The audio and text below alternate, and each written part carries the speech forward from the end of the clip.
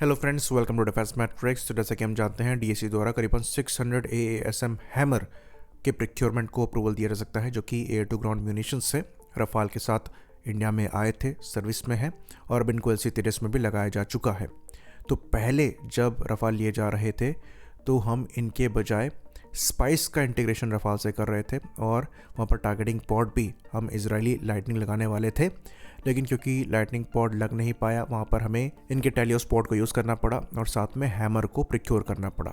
तो उस समय इसको मजबूरी बताया जा रहा था, लेकिन अब इनके बड़े नंबर से हम ऑर्डर कर रहे हैं। इवन इंडिया में इनको बनाएंगे भी और करीबन 60% लोकलाइजेशन अचीव करने की कोशिश भी करेंगे। तो यहाँ पर सवाल ये उठ रहे थे कि हम ऐसे वेपन्स को इंपोर्ट क्यों कर रहे हैं जब डोमेस्टिकली हमारे पास DRDO तारा जैसे ऑप्शन अवेलेबल है। तो आज के इस वीडियो में हम डिस्कस करने वाले हैं कि हैमर, स्पाइस, जेडैम और तारा किस कैटेगरी के वेपन्स हैं, इनकी क्या फंक्शनैलिटी है और क्यों हैमर का जो प्रोक्योरमेंट है ये एक्चुअली सेंस बनाता है और क्यों ये इन सब से डिफरेंट है। तो पहले हम इन सब के बीच में कॉमनैलिटी की बात कर लेते हैं। ये सब रेंज एक्सटेंशन प्रिसीजन किट है जो कि डम बॉम्ब्स में लगती हैं, उनको प्रिसाइज और लॉन्ग रेंज में टारगेट को हिट करने के लिए। तो ये 250 किलोग्राम, 500 किलोग्राम, इवन 1000 किलोग्राम्स के बॉम्ब्स में लगाई जा सकती हैं। तो शुरुआत यहाँ पर हुई थी जेडैम से। तो 1992 के अराउंड रिक्वायरमेंट आई थी कि जो डम बॉम्ब्स हैं उनको प्रिसाइज बनाया जाए। तो एक किट बनाई गई थी जो कि इन बॉम्ब्स के टेल पे लगती थी, जो कि इनको प्रिसाइजली टारगेट तक पहुँचाती थी हिट करने के लिए। तो ये इनको गाइड भी करती थी, साथ में यहाँ पर GPS दिया गया था जिसकी वजह से प्रिसीजन अचीव होता था। तो इस टेल किट में GPS और INS के असिस्टेंस से प्रिसीजन अचीव किया जाता है और मोस्टली जो जेडैम इस्तेमाल किए जाते हैं वो इसी कन्फिग्रेशन में किए जाते हैं क्योंकि ये सबसे चीपेस्ट है। तो इस कन्फिग्रेशन से आपको मैक्सिमम 28 किलोमीटर तक की रेंज मिल जाती है अगर हायर एल्टीट्यूड से ये बॉम्ब ड्रॉप किया जाए। उसके बाद फिर नीड आई कि इसकी फर्दर रेंज बढ़ाई जाए। तो ऑस्ट्रेलिया के साथ बोइंग ने पार्टनरशिप करी और जेडैम के ER वर्जन्स पर काम किया, जिसके अंतर्गत विंग्स को डेवलप किया गया जिसकी वजह से एक्सटेंडेड रेंज अचीव करी जा सके। और यहाँ पर रेंज एक्सटेंड भी हो गई, करीबन 3 गुना रेंज हमको मिलने लग गई। अगर आप इनको 40 से 45,000 फीट की ऊंचाई से लॉन्च करते हैं तो अराउंड 70 किलोमीटर के ऊपर की रेंज मिल जाती है, जो कि एक अच्छा एडिशन था। अब यहाँ पर इनको ऑलमोस्ट क्रूज मिसाइल बना दिया गया है। अब जो किट आ रही है इनको लॉन्ग रेंज किट कहते हैं, उसमें एक टर्बोजेट इंजन लगा दिया गया है जो कि रेंज एक्सटेंड करके ऑलमोस्ट 600 किलोमीटर के ऊपर ले जाता है। तो अब ये ऑलमोस्ट क्रूज मिसाइल बन चुका है और ये जो लॉन्ग रेंज वर्जन्स हैं इसमें इनका पर यूनिट कॉस्ट रेंज के हिसाब से बढ़ता चला जाता है, पर फिर भी ये किसी normal air to surface missile से या फिर क्रूज मिसाइल के कंपैरिजन में काफ़ी ज़्यादा सस्ते पड़ेंगे और जो एग्जिस्टिंग डम बॉम्ब्स आपके साथ हैं उनका यूटिलाइजेशन इनके थ्रू होगा। तो वहाँ पर इसका यूज़ केस है और जो DRDO द्वारा तारा बनाया जा रहा है वो भी सिमिलर कैटेगरी में आता है, जहाँ पर रेंज एक्सटेंशन किट लगी हुई है जिसमें विंग्स यहाँ पर डिप्लॉय होते हैं, टेल में यहाँ पर कंट्रोल सर्फेसेस दिए गए हैं और फ्रंट में आपका या तो गाइडेंस के लिए INS GPS सिस्टम है या तो EO/IR सेंसर है। तो मेन गोल यहाँ पर यह है कि प्रिसीजन और लॉन्ग रेंज अचीव करनी है, कॉस्ट को कम से कम रखते हुए, जो पर्पस ये वेपन पूरा करते हैं। तारा इसलिए कहा जाता है कि इनकी कैटेगरी में आते हैं। अब बात करते हैं स्पाइस की। स्पाइस ये भी एक रेंज एक्सटेंशन किट है। इसमें जो स्पाइस 1000 है उसमें विंग्स डिप्लॉय होते हैं और वहाँ पर भी रेंज एक्सटेंड करके ऑलमोस्ट 75 से 100 किलोमीटर्स की मिल जाती है। वहाँ पर जो स्पेशलिटी है ये पहली तो इसके ग्लाइड आर्किटेक्चर को लेकर है, जिसमें मैक्सिमम एरोडायनामिक एफिशिएंसी मिलती है, जिसकी वजह से रेंज यहाँ पर 1000 किलोग्राम बॉम्ब की 60 किलोमीटर्स की मिल रही है, वहीं पर 500 किलोग्राम की ऑलमोस्ट 100 से 125 किलोमीटर्स की मिल रही है। तो सेम कैटेगरी के लिए सेम प्रिंसिपल में जो वेपन्स काम कर रहे हैं उसमें लॉन्गेस्ट रेंज आपका स्पाइस निकाल के देता है, क्योंकि यहाँ पर जो कंट्रोल सर्फेसेस दिए गए हैं वो हाईली ऑप्टिमाइज्ड हैं। तो स्पाइस 2000 में करीबन 12 कंट्रोल सर्फेसेस दिए गए हैं जो कि इसकी 4 मिड और आफ्ट बॉडी में लगे हुए हैं।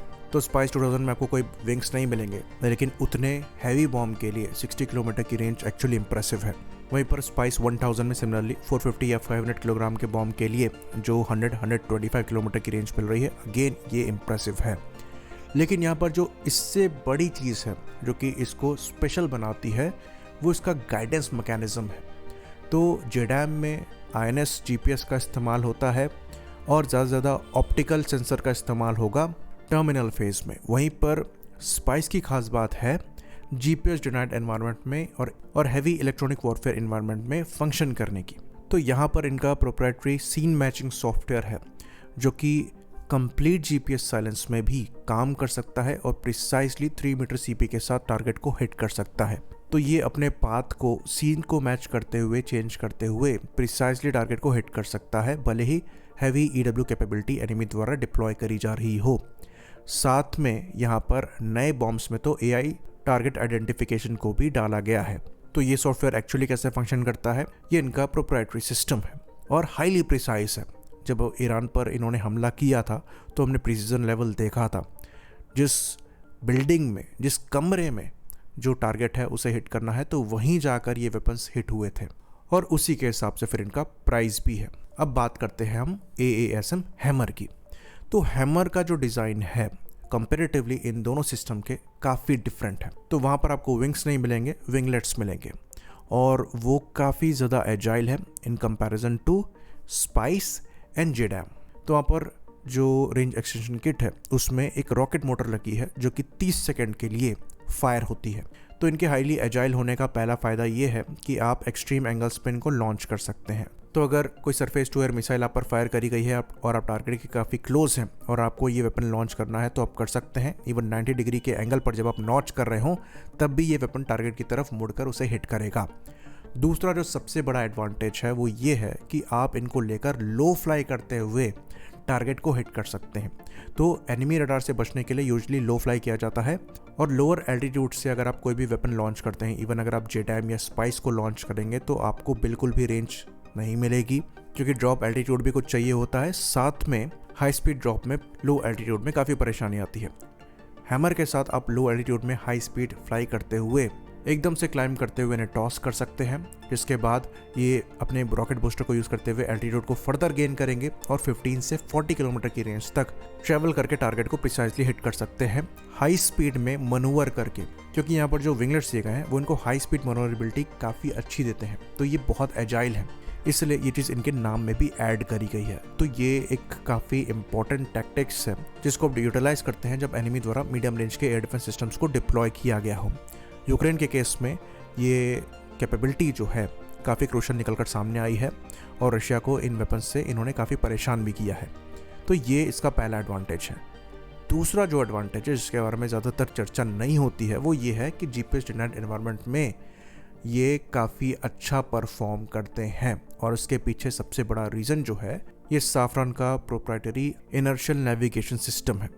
तो ये वेपन यूज़ करता है साफरान के हेमिस्फेरिकल रेजोनेटर जायरोस्कोप को, जो कि क्रिस्टल को यूज़ करता है। और ये एक्चुअली कैसे फंक्शन करता है वो काफ़ी ज़्यादा टेक्निकल हो जाएगा, पर ये बात हम आपको बता दें कि इसको एनवायरनमेंट से फ़र्क नहीं पड़ता है, इसको बॉम्ब के ओरिएंटेशन से फ़र्क नहीं पड़ता है। ये हाईली एक्यूरेट है, हाईली प्रिसाइज है, इसको मैग्नेटिक फील्ड से भी फ़र्क नहीं पड़ता है और extremely efficient dead recording capability इसके साथ आती है।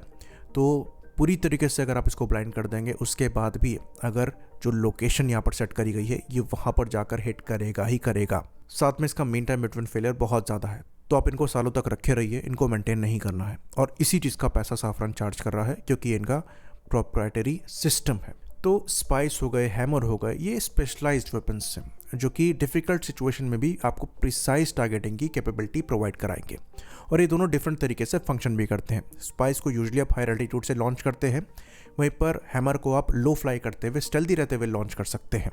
तो यहाँ पर डेफिनेटली प्राइस कंपेरेटिवली ज़्यादा है। स्पाइस काफ़ी ज़्यादा एक्सपेंसिव है और हैमर का जो प्राइस है वो उससे थोड़ा कम आपको पड़ेगा।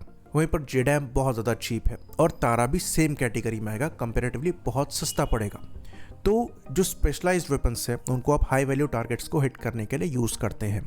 वहीं पर जेडैम और तारा जैसे जो वेपन्स हैं उनको आप प्रोलॉन्ग कॉन्फ्लिक्ट में लगातार इस्तेमाल करते हैं टारगेट्स को हिट करने के लिए, क्योंकि प्राइस कम है। तो इसलिए दोनों का रूम एग्जिस्ट करता है। तो ऐसा नहीं कह सकते आप कि हैमर की जगह हम तारा ले लेते हैं या फिर स्पाइस की जगह हम हैमर ले लेते हैं। इनिशियली आईएफ हैमर की जगह स्पाइस क्यों लेना चाह रही थी ये हमें भी समझ नहीं आता है, क्योंकि दोनों की फंक्शनैलिटी बिल्कुल डिफरेंट थी। इवन हैमर स्पाइस के कंपैरिजन में ज़्यादा एक्सपेंसिव है। मे बी वहाँ पर रीज़न ये हो क्योंकि स्पाइस ऑपरेशनल है तो शुरू से हम वही यूज़ करेंगे, ये मोटिव रहा हो। अब आ जाते हैं प्राइस पॉइंट पे। तो कहा जा रहा है कि 2600 करोड़ में करीबन 600 हैमर लिए जाएंगे, तो एक हैमर का कॉस्ट अराउंड 4.3 करोड़ आ रहा है, जो कि अप्रोक्सीमेटेड डॉलर्स में आपको $0.45 मिलियन का एक बॉम्ब पड़ रहा है। तो यहाँ पर प्राइस कम भी पड़ सकता था अगर लोकल मैन्युफैक्चरिंग इन्वॉल्व ना होती। वहीं पर बात करें स्पाइस 2000 के कॉस्ट की, तो स्पाइस 2000 को हमने ऑफ द शेल्फ 2019 में उठाया था करीबन 100 के नंबर्स में, जिसके लिए हमने 300 करोड़ पे किए थे। तो एक बॉम्ब हमको 3 करोड़ का कॉस्ट किया था। इन्फ्लेशन ऐड करके आज के प्राइस के हिसाब से वो अमाउंट 4.3 करोड़ जा रही है, जो कि हैमर के प्राइस से सेम आ रही है। तब भी हम क्यों कह रहे हैं कि स्पाइस हैमर से महंगा है? इसके पीछे रीज़न ये है कि हैमर का जो कॉस्ट बढ़ रहा है वो लोकल प्रोडक्शन की वजह से बढ़ रहा है। वहीं पर स्पाइस का जो प्राइस है वो ऑफ द शेल्फ बॉम्ब का प्राइस है। अगर आप स्पाइस का भी लोकल प्रोडक्शन स्टार्ट कर देंगे तो प्राइस इजीली 4.5 से 5 करोड़ पर बॉम्ब चला जाएगा, डिपेंडिंग ऑन ऑर्डर्स नंबर। वहीं पर कंपैरेटिवली जेडैम बहुत सस्ता है।